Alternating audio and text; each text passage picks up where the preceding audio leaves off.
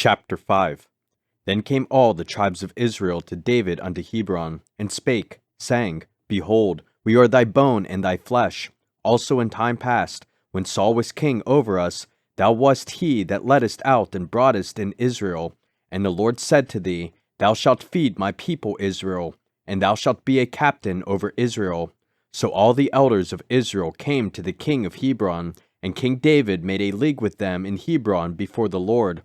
And they anointed David king over Israel.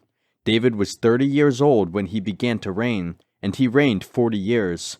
In Hebron he reigned over Judah 7 years and 6 months, and in Jerusalem he reigned 33 years over all Israel and Judah.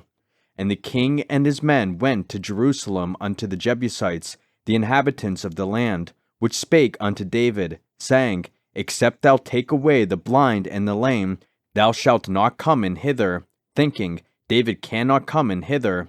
Nevertheless David took the stronghold of Zion, the same is the city of David. And David said on that day, Whosoever getteth up to the gutter, and smiteth the Jebusites, and the lame and the blind, that are hated of David's soul, he shall be chief and captain. Wherefore they said, The blind and the lame shall not come into the house. So David dwelt in the fort, and called it the city of David. And David built round about from Millo and inward. And David went on, and grew great, and the Lord God of hosts was with him. And Hiram king of Tyre sent messengers to David, and cedar trees, and carpenters, and masons, and they built David an house.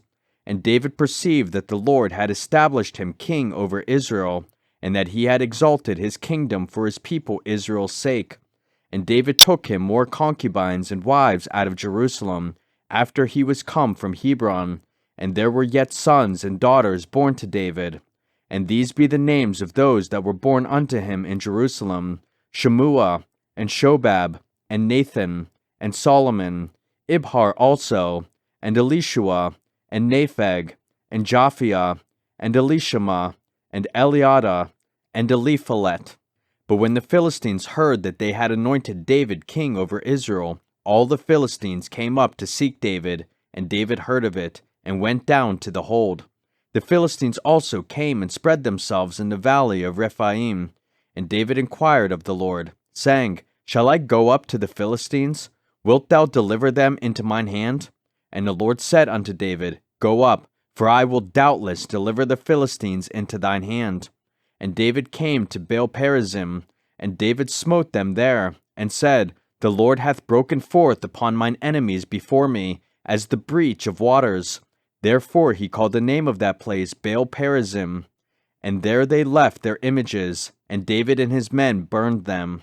And the Philistines came up yet again, and spread themselves in the valley of Rephaim. And when David inquired of the Lord, he said, Thou shalt not go up, but fetch a compass behind them, and come upon them over against the mulberry trees. And let it be, when thou hearest the sound of a going in the tops of the mulberry trees, that then thou shalt bestir thyself, for then shall the Lord go out before thee, to smite the host of the Philistines. And David did so, as the Lord had commanded him, and smote the Philistines from Geba until thou come to Gezer.